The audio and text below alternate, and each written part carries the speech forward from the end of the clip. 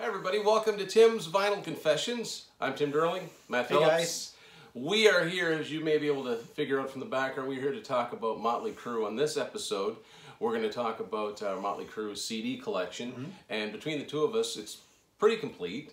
Matt's got some cool stuff that I don't have, and we're going to just go over what we have. Now, the first few albums I have on the individual CDs, and We'll show you something else. Yeah, the reason why I don't have them, actually. yeah.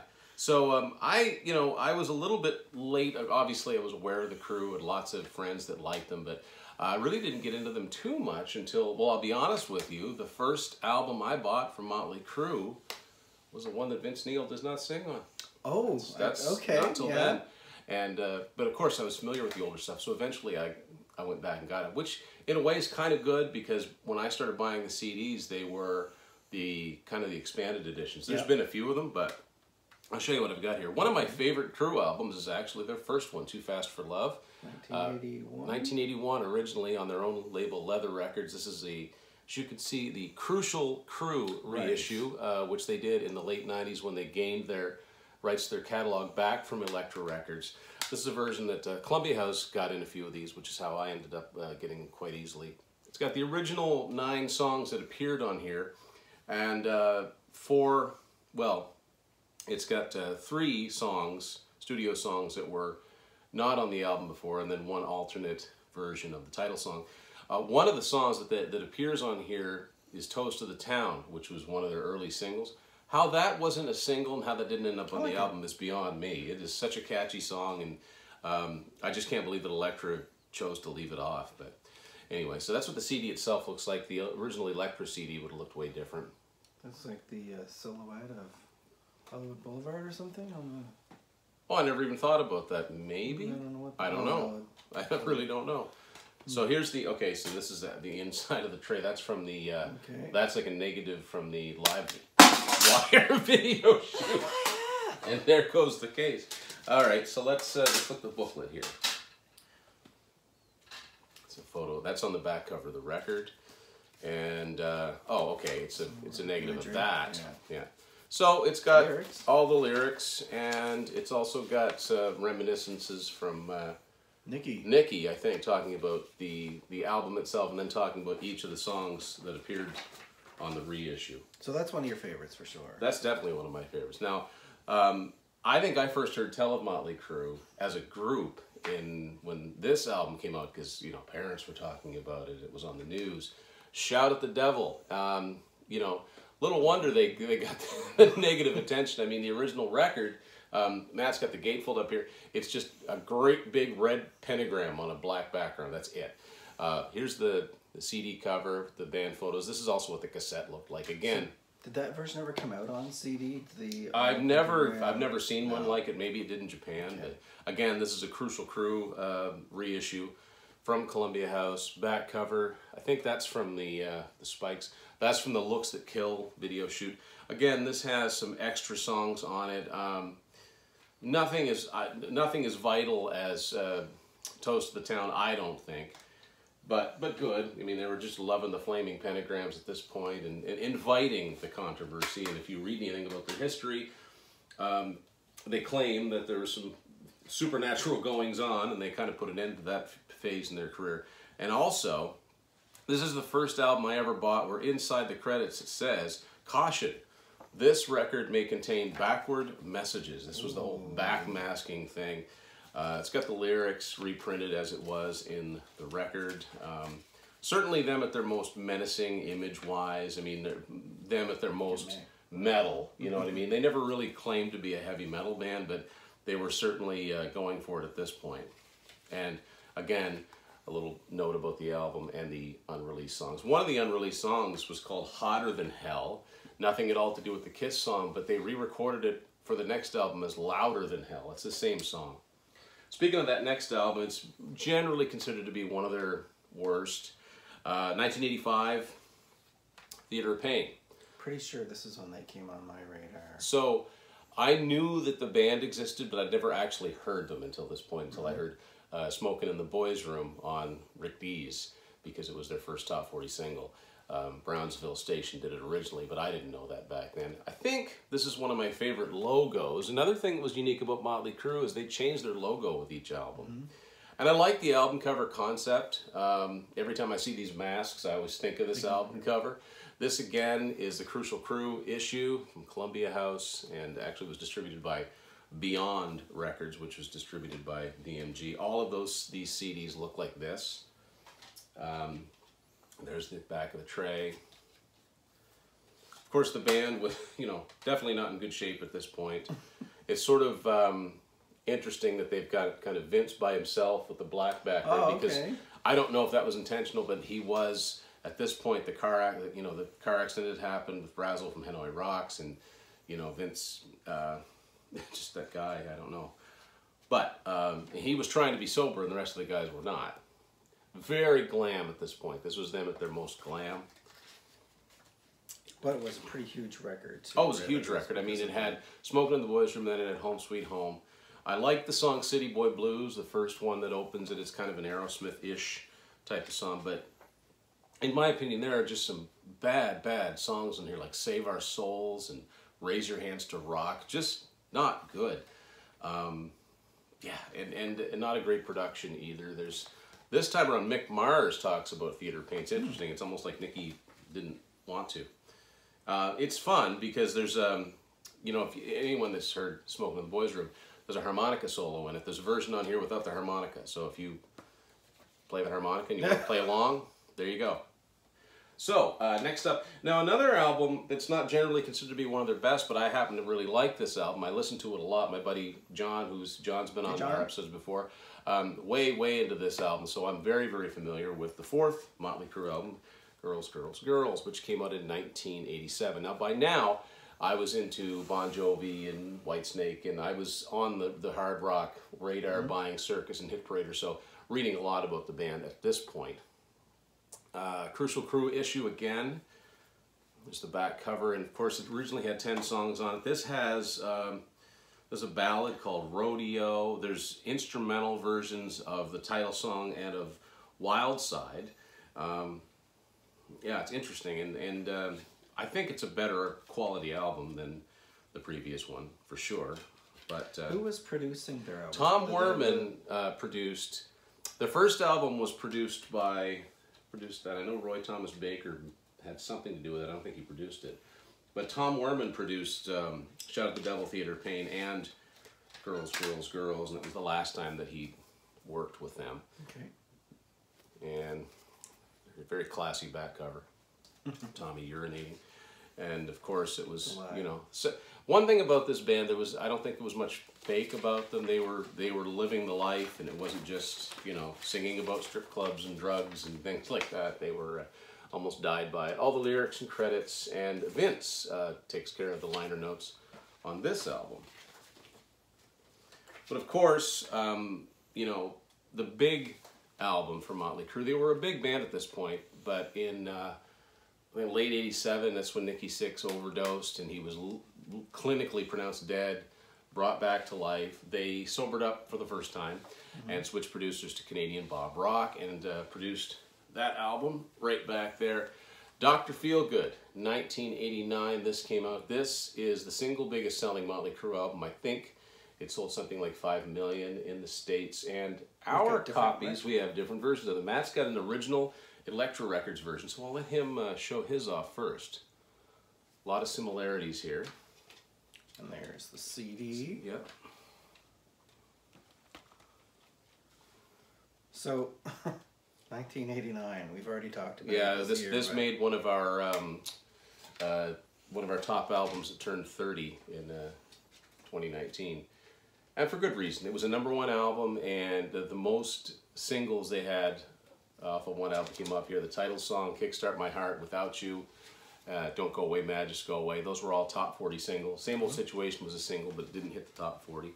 So the version I have, they obviously modeled it after the Elektra version, because I think the early ones, there was no original CDs to go after. Right. So this looks very similar, except it is a Crucial Crue issue, and you can see there are more songs on this one. There's an unreleased song called Get It For Free, which is The rest of them are demos. Demos for Dr. Feelgood, Without You, and Kickstart My Heart.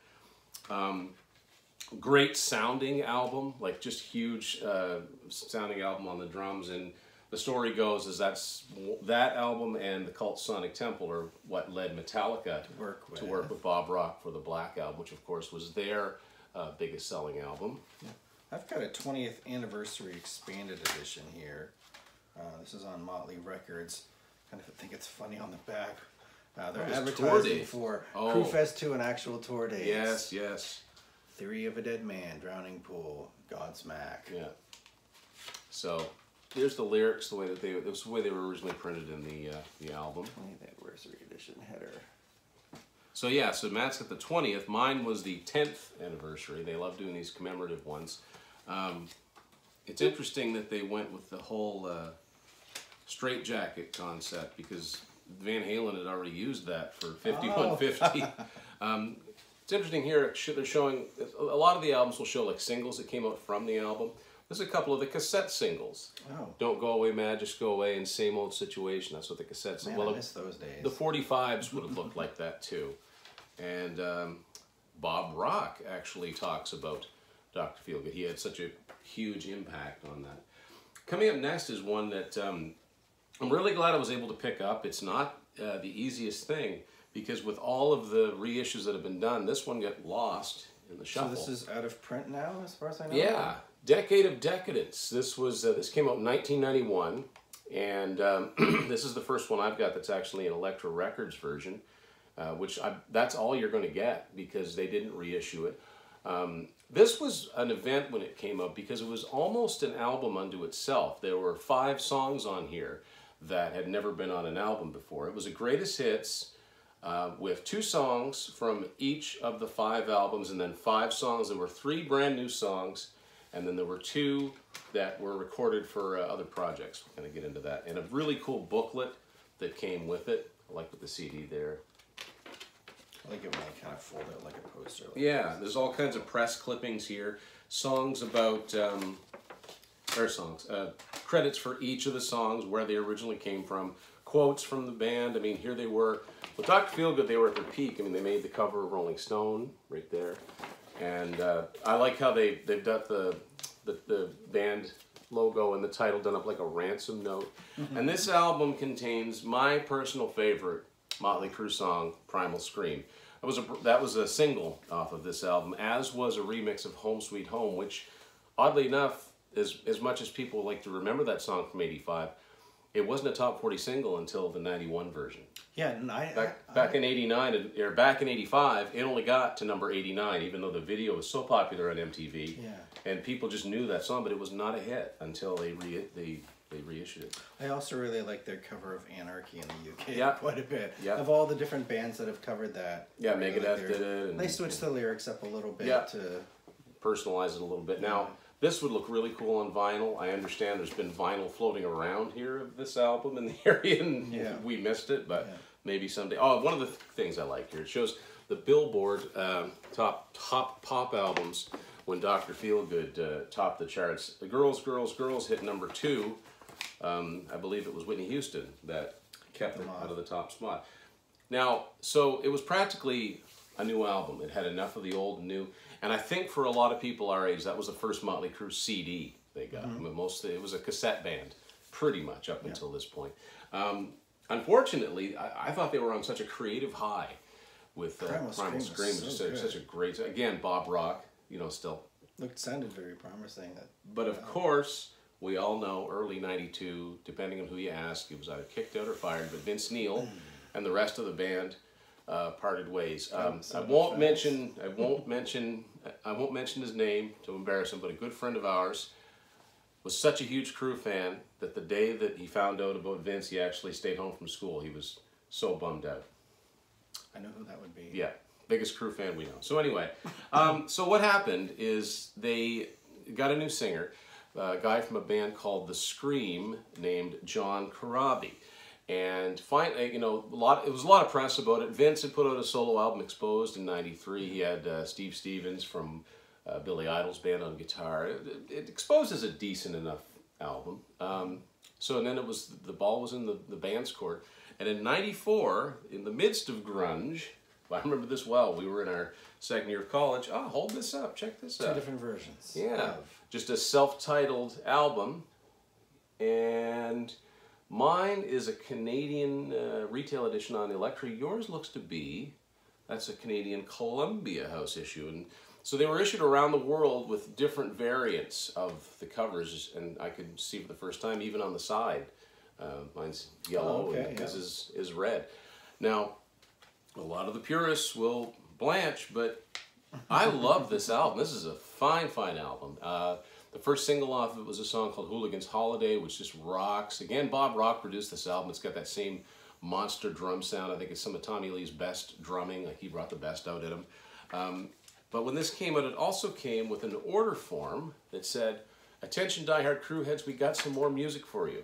Unfortunately, I don't have what this is advertising. It was a thing called Quaternary, which was an EP that had, I think, 4 or 5 songs. One from each of the band members? One from each of the band members, and I think there was one additional one that, but I think all of those songs eventually found their way onto compilations. So I don't have that to talk about. That's what the CD itself looked like.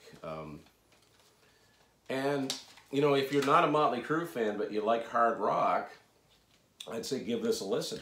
Yeah, it's a really thick sound, like you mentioned, with John Corabi actually playing guitar as well. Yeah, doubled up the guitar. He's got a really raspy voice, doesn't sound a thing like Vince. And it went gold. You know, it came out of the gate selling quite well, but of course it was grunge and it ended up in the cutout bins. But I still think it's a really good album. So of course, you know, the powers that be, if you read their book, The Dirt, a lot of pressure on them to reunite with Vince, and they did. And in 1997, they put out Generation Swine. Now, this is an interesting album. The same friend that we mentioned that stayed home from school when Vince left, he and I drove down to Fredericton, and we each bought this album at the same time. We're so excited to get a new Crue album. They'd been on the AMAs with the remix of Shout Out the Devil. Thought, okay, this is cool, this is cool. Yeah. Putting this on, and we're both like, why? First of all, I hate the production on this album. I absolutely hate it. I think it's awful. It's produced by a guy named Scott Humphrey. I'm sure he's a good producer, but not for Motley Crue. It's just a bad, wet sound. They were definitely trying to fit in with the times. Now, I won't say, this is not their grunge album. I just don't know what you'd call it. It has its moments, I will say that. This version that I have is the original, and the last one to come out on Elektra Records. I remember one of the videos from it, like they're in like a spinning ball. That's thing. Afraid. That's the one that, what's it? Larry Flint is in a wheelchair. Okay. I like the CD itself. Design. It looks like a record. I don't know if you can see that or not. And I mean, there was a certain amount of excitement. I mean, the original 4 were back together, but to me, it was not the album that they needed to come out with. It was just a step along the way. I've heard people say that maybe like they had started some of these tracks with Corabi, and then definitely. I think it sounds like that. This was going to be a follow-up to the album with Corabi. As a matter of fact, does he have writing credits? He has writing credits on at least one of the songs. Now so everything's backwards in this too, which is just, you know, I know they were trying to be clever and it was a very 90s thing to do, but it's annoying. The song Flush and Let Us Pray. Again, that don't even sound like Motley Crue song titles, but yeah, he has a co-writing credit on that. It did go gold, it did all right, but okay, so at this point, they left Elektra.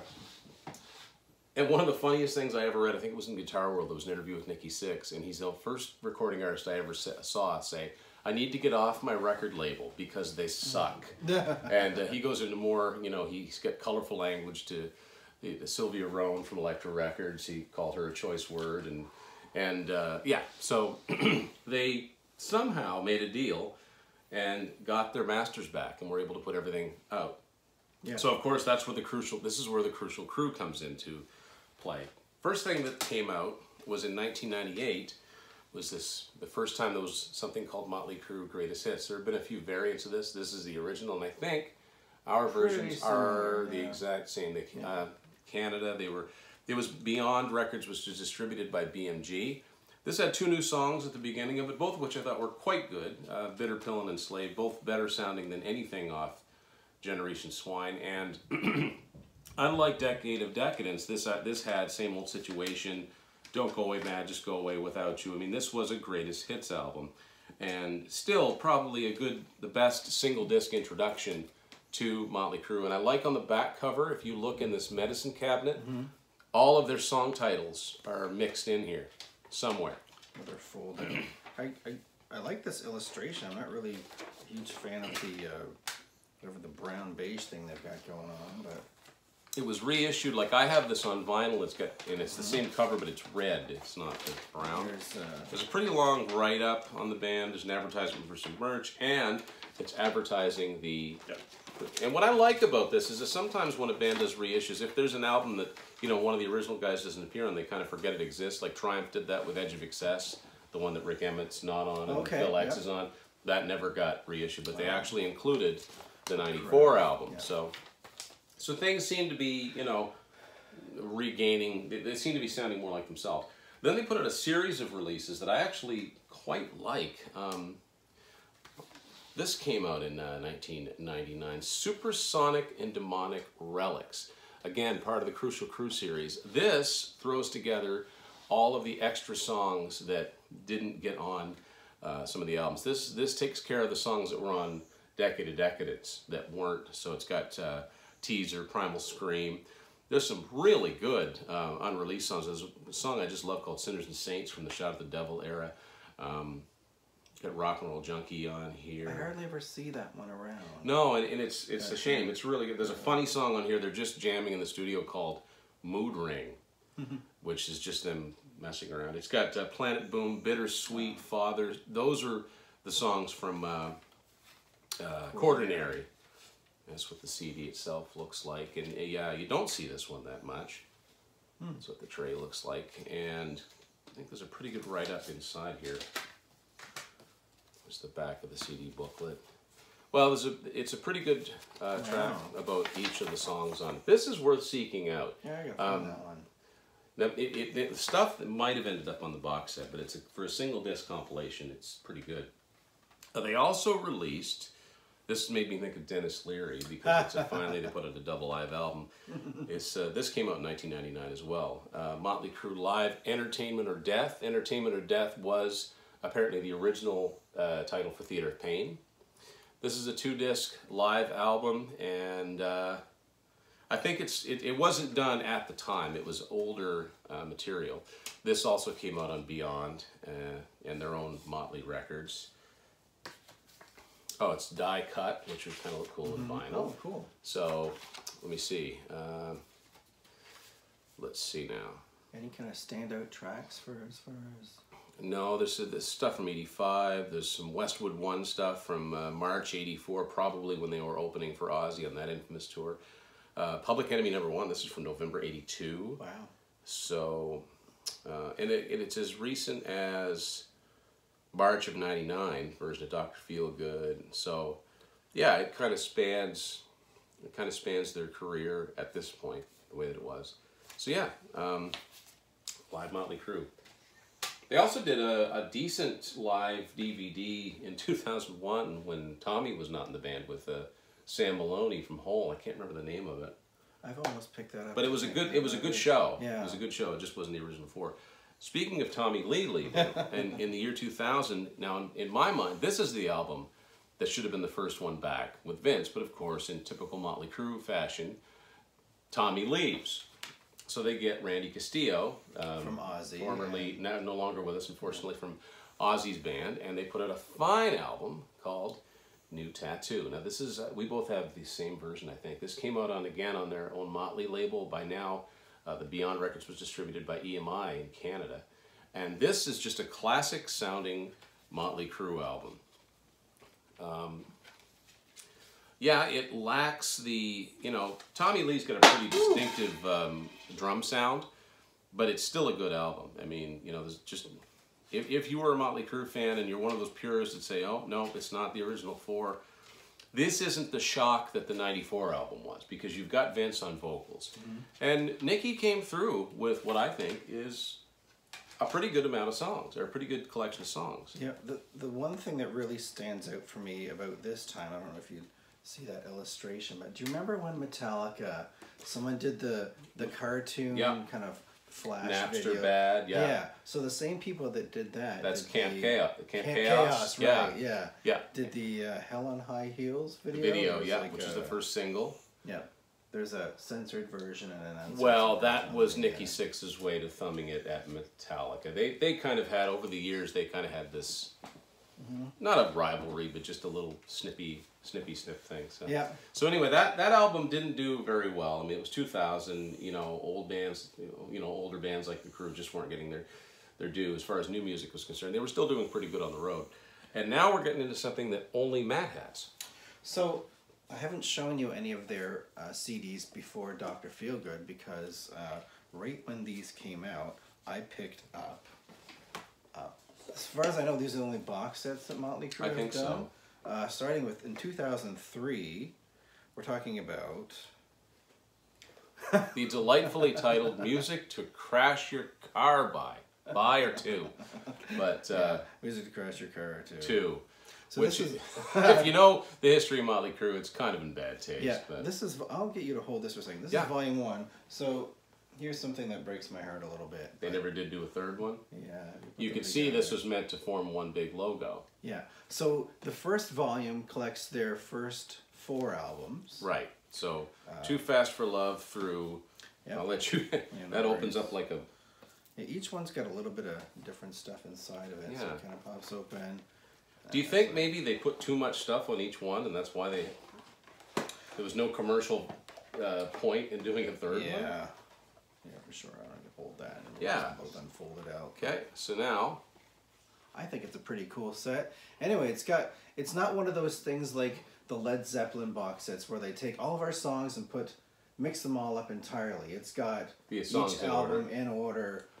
Now, the unreleased songs are in context of the album they came from. Yeah. So probably, if I was to look at the booklet, this probably has Toast of the Town and Stick to Your Guns and all of those. So of course it'd have to be a booklet here. So what this has, so for disc 1, for instance, is the Too Fast for Love disc. The first 10 tracks are the original Leather Records mix of the first album, which also includes Stick to Your Guns. And then there's the Electra remixed version. Yeah, it's got these, it's got all these songs from As You Remember Them. Pretty much like the Crucial Crue reissues. And then there's, this is kind of like, it's got quotes here from fans and different things, almost like the Bon Jovi box set. They'd hate to hear that, but they let the fans write in and their reminiscences. So of course that took us up to so this one would start with Dr. Feelgood. The photo. Okay, so now how far up does this one go? Has got. Okay, so this is from Decade of Decadence. This artwork here. And also, I believe it's like a comic book or something. Oh, so this folds out. Okay. Well, here, this is the Decade of Decadence album cover. It just doesn't say it, but it's a cool collage of pictures, and then it's got this wonderful thing here. Yep. This one came with a comic book. It's a reprint. I believe this is Rock and Roll Comics. They did a series of those. I know there's a Kiss one, there's a Guns N' Roses one, there's an AC/DC one. Interesting. Yeah. Black and white, I believe. Yeah. So fun stuff for the fan that's already got everything, right? Yeah. But for someone like you that didn't have any of it, it was very, very useful. Mm-hmm. Now this covers what era? So obviously it starts with Dr. Feelgood. And I'm just curious how far up they went because obviously I think they feel like they went too far and why there's no volume 3. It's a little bit like the Kissology DVDs. It would be so cool to see a 4th one. So volume 2, there's your Dr. Feelgood. There's is that? Okay, so that would be the Supersonic Demonic Relics, and there's the 94. There's Quaternary. Yeah, all the Quaternary stuff. So so basically it covers everything. It covers everything through. It covers. You should see some of the pictures in here. It covers everything through from 89 to the end of the 90s. So after that, I mean, there should have been a volume 3, but there wasn't. Yeah. So now the next thing to come out was in 2005, yet another compilation. They were apart, but then they got back together again, the original 4, and this compilation came out to commemorate that. Red, White, and Crue. This is the one time I saw Motley Crue was on this tour in St. John, actually. Oh, so this is barely recognizable. This is a decent enough compilation. This came out on Hippo Records, which is Universal Music's version of Rhino Records. This had some new songs on it. If I Die Tomorrow, which I wasn't crazy about. Sick Love Song, which was good. And a cover of, everybody loves doing this song, Street Fighting Man from the Rolling Stones. Yeah. Tesla did this song. Oasis, yeah, a lot of people love that song. So yeah, so they went with this whole Red, White, and Crue. Let's get this booklet out of here. Sometimes he's too fancy for their own good. And let's see, I'm trying to okay, David Wild from Rolling Stone wrote the liner notes here. What I like about when they do these types of things, it actually shows the chart positions for the songs whenever possible. So a good start, you know, a lot of these are a good start. So they're back together, and they do, so far, what do you got there? Ah, okay, so, okay, that 2006. Okay, so that's the next thing to talk about. Of course, they commemorate that tour. In 2006 with a live album. Yeah, Motley Crue. So I'm pretty sure they put this one out on DVD too. Yeah. I've seen that. And this would have been the set list that I saw in St. John. I think it was more or less chronological. Okay. This wasn't the tour where the girl from Hole played for. No, there's that was the, I can't remember the name of that DVD. It's going to come to me as soon as we stop recording. Yeah.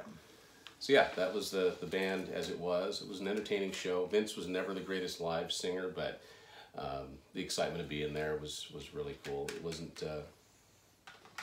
Yeah, okay, so that's 2006. And so far, who knows now? I mean, there's obviously they're back together, but the you've got a different version of that. So far, the last Motley Crue studio album came out in 2008. Saints of Los Angeles. Now I've got the censored version, and Matt does not. Not that it's that.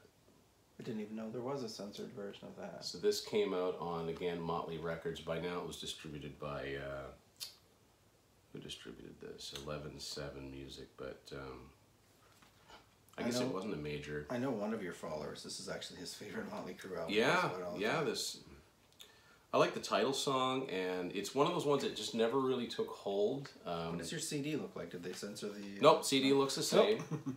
And there's an advertisement in this for great book, The Dirt, which is over there. Right over there, yeah. And sort of a concept album about, about them, the early days. But I couldn't get into it.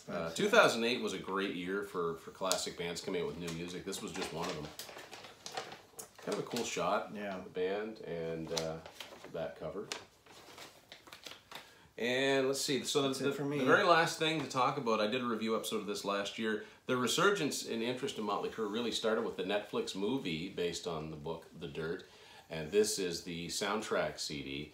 I won't go into too much detail about this because it hasn't been, well, it's been about a year since I did the review episode on it. It serves as a decent enough Crue compilation through the 80s. But it's meant to me, no Crue compilation is complete without Primal Scream. The 4 new tracks that are on it, I still say that 3 out of the 4 of them are decent, but the cover of Like a Virgin is at best ill-advised. I really don't understand the point behind that. But there's a lot of other compilations and there's a lot of other variations to the album. I'd be interested to see what you people out there have. But that is our Motley Crue CD collection. Thanks for watching Tim's Vinyl Confessions.